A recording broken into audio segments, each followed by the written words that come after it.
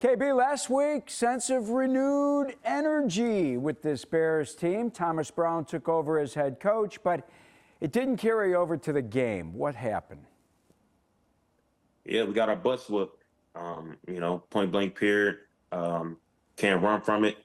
We all had to own that, myself included, from everybody involved. We didn't go on the West Coast. We didn't play well at all. Just like any other week, it's a grown man business. Not going to feel sorry for ourselves because definitely nobody's going to feel sorry for us. So we have to get back to work. Obviously we have a big divisional game, divisional opponent on Monday night on the road again. We got to go out there and get a win. We was close last time we played these guys, took them all the way to overtime, didn't win it, but we feel confident we can go out there and get a win this time, though. Kevin, you said it after the game. Players are the ones on the football field, not the coaches, or at least on the football playing field. Do most of the issues that happened last Sunday really just come down to execution? It's always going to be a combination. If you talk to a coach, your coach is going to say, hey, I can do this better, boom, boom.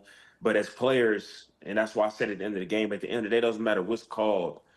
We're the ones out there on the field. We're the ones putting stuff on tape. We have to go out there and execute no matter what the call is, and that's why I'm always big on just being accountable for myself.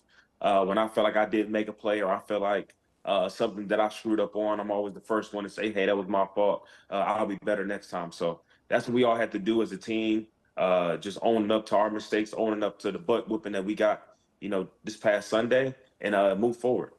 Kevin, Thomas Brown said that the week leading up to the Niners game was one of the best of the year in terms of preparation. Did you agree? Yeah, we did have a good week. I think the process was good. I think we changed, a couple things up as far as, practice schedule and different things we were doing. So I think the week was good. I know a couple guys had spoke about, like you said, like the renewed energy and the breath of fresh air and stuff like that. I'm always weary to kind of talk about that type of stuff because I've been in instances in the league where, you have bad practices. And you go out in the game and you win, you go out and execute, and vice versa. So at the end of the day, it's all about what we do on Sunday. You can have a good Wednesday, good Thursday, good Friday, but the only thing that matters is what you do on Sunday. You try to take the days leading up to the game to build momentum, build confidence in what you're doing. But you can go into a game with confidence, passion, all these things. Just like you say in boxing, man, you can have a plan, until you get punched in the face, and it's all about how you respond. I get it. What have you liked about Thomas Brown since he's taken over as interim head coach? What has jived with the way you play the game? Yeah, man, I just like the honesty, the directness. He's not sugarcoating anything to the players, to anybody. And I think that, as a veteran player, I can appreciate that because at the end of the day, this is a grown man business. At the end of the day, a season that we're having, not, living up to expectations, there are going to be some change. There are going to be some change in the offseason. There's change during the season, just like obviously with Matt losing his job. So you can always appreciate a coach just being real and just kind of, telling how it is versus, not being realistic about the situation. All right, Eric Washington's first game, calling defensive plays. How do you think he did?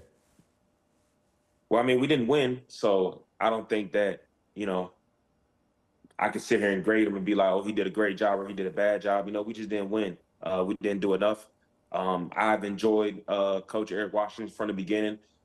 He's a great defensive coordinator. He's a great person, a coach. I've enjoyed my conversations with him even after this game about some different things that we're going to do.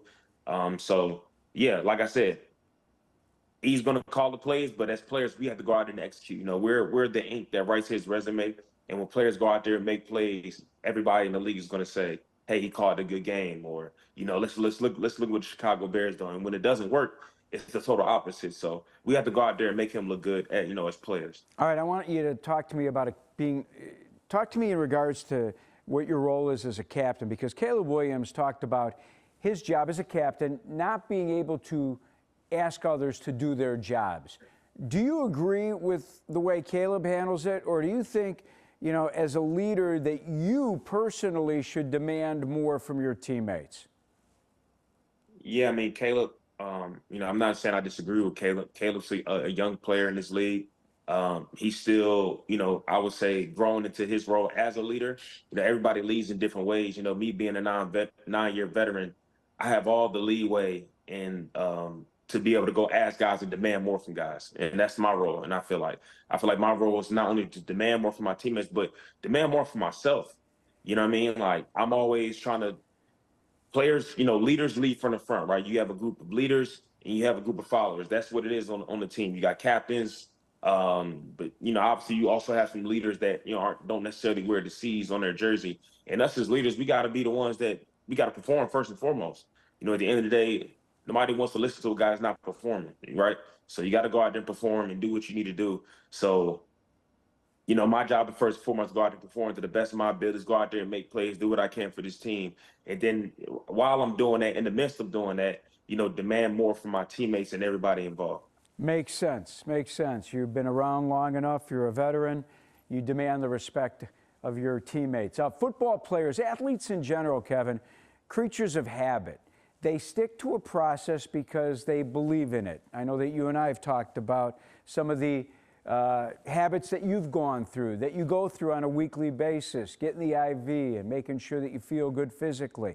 Even during rough times, is there anything that you or your teammates or the team can do to maybe even tweak that current process? Are any of the guys like superstitious and saying, man, it's not working, I've got to try something different? Yeah, I mean, when you're going through times like this as a team and, individually, um, it's human nature. You know what I mean? We all question the things we're doing. I'm talking about, from, at least for me personally, from every day, from Monday, Wednesday, Thursday, my off day. I'm always trying to figure out, what am I doing that's not, what am I doing, or what I'm doing too much of that's not, equaling greatness, right? But at the same time, just having the experience that I have, because it's easy to look at things very micro, at every day or everything, but then I try to look at things in the macro and the bigger picture. I know it works, at least for me, for me to go into the game and feel good and go out there and produce on Sundays. And I'm also a Christ follower, right? So I try to believe, and no, I don't try to believe. I believe that God's plan is perfect. And when you feel like, and you're doing things the right way, you have a good process, and things still aren't working, in your way, you kind of almost surrender and submit to the simple fact that you're not always in total control of everything. At the end of the day, it's a team sport. Um, it's 11 guys on the field with you. It's 11 guys on offense, 11 guys on special teams. You, as a player, you only can do so much. You need to do your job. Myself, do my job.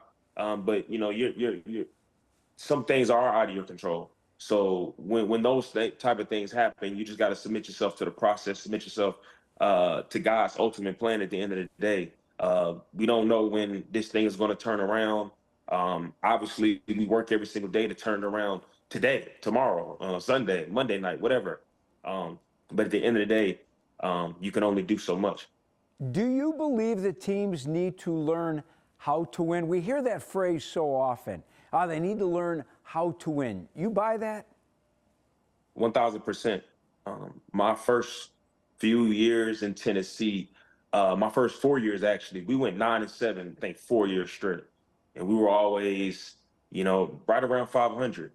And I remember, so I think Vrabel's first 2 years, we were 9-7, and I think going into that third year, the big message in the offseason was like going from good to great. Like, we were a good team, but we need to go from good to great. And usually to find the greatness is always in the details.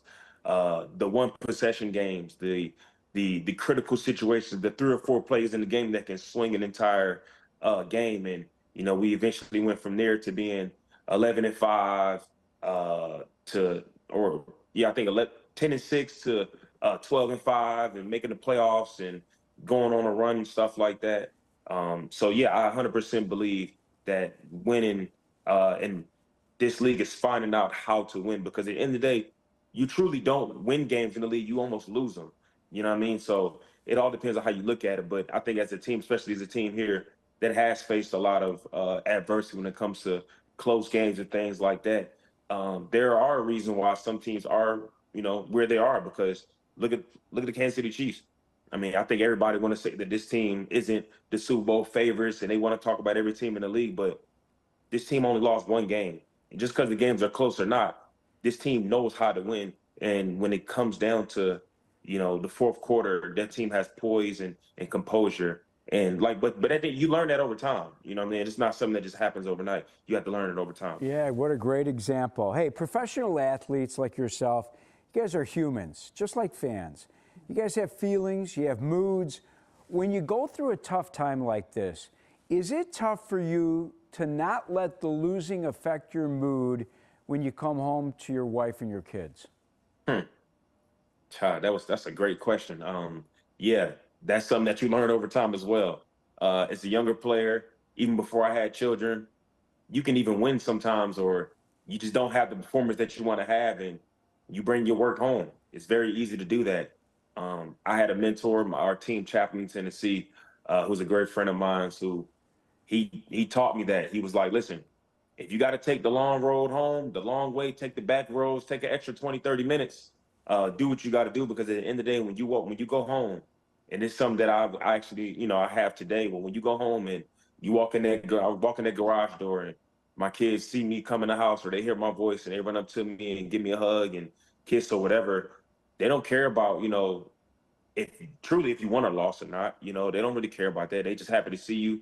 And those are the type of things that kind of just remind me of what's truly important in life. At the end of the day, we play a game. Obviously, we make we make king's ransom doing this, but family is very important. And I had to learn over time to not, bring work home in that sense. It's human nature to be frustrated. I was very emotional at the end of the game. I was on my phone with my wife for 40 minutes before we even got on the bus to leave the stadium. And I was emotional. I was very frustrated and, kind of searching a little bit. But at the end of the day, that's what she's for. Well, not necessarily that's what she's for. That's one of the wonderful things I love about my wife, is that, she can always calm my spirit down and kind of help me process my emotions and things like that. Every good man has a great woman alongside. I'm told that every day by my wife, KB. 100%. Hey, Bears took the Vikings to overtime before losing. Now you're in their house. I think it's a great opportunity for you and the guys to rally against all odds and win a game on network TV on Monday Night Football that no one expects you to win. Man, it's a great opportunity. Any opportunity is a great opportunity.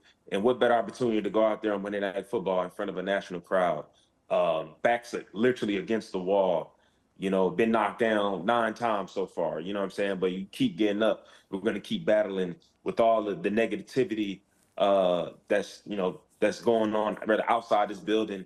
We all know winning cures everything. So we have to find a way to go get a win. And feeling sorry for ourselves, like I said, pouting, and all that good stuff, or all that bad stuff, it's not going to do us any good on Monday night. So for me, I process my emotions 24 hours, sometimes 36 hours. And at that point, I'm right back to being who I am. And I try to be the same person every single day. And that's try to be a leader and try to do what I can. I'm not going to be perfect. I'm not going to make every play, and nobody is. But at the end of the day, we have to go out there and try to do what we can to go get a win. This would be a huge win to kind of get us some momentum, ending this year off and obviously heading into next season. All right, I saved my best question, my favorite question, for the final question, and it's a real important one. Have you been able to take the kids to go see Santa with the busy schedule, and what's on their Christmas list? Yeah, so the team actually just hosted a Christmas party last night. So that was a really cool experience to be able to get out. Obviously with all the stuff that's been going on, just get out, celebrate family, kind of the end of year type of deal. And my kids actually took a picture with Santa last night, and that was awesome. So they really enjoyed that. They played some games. On their Christmas list, easy. My daughter, she wants like another Barbie doll. I'm not sure if it's actually Barbie. It's like, I think it might be like a Bratz toy. I'm not sure exactly. I easily just jump on Amazon and find exactly what she wants. And my son, he wants a robot. I got to try to sneak and figure out exactly what kind of robot. Is it a robot truck? Or is it like just actually like a robot action figure or something like that? So, kids this age, they're very easy. My daughter's 5, my son is 4, and my newborn, he's 14 months. So they're very easy at this age. We don't have to deal with any complex gifts. We just buy a bunch of stuff and more often than not, they kind of forget about them in about a month. So we I, don't spend too much money on them. I hear you. I'm a dad of a 6-year-old girl. If you need help with the Barbie dolls, give me a call. I'll be helping you out. Absolutely. I appreciate that. All right, Kevin, good luck on Monday night. We're pulling for you guys. Thanks as always for the time, buddy. Absolutely, man. Thanks, Lou. Thanks for having me again.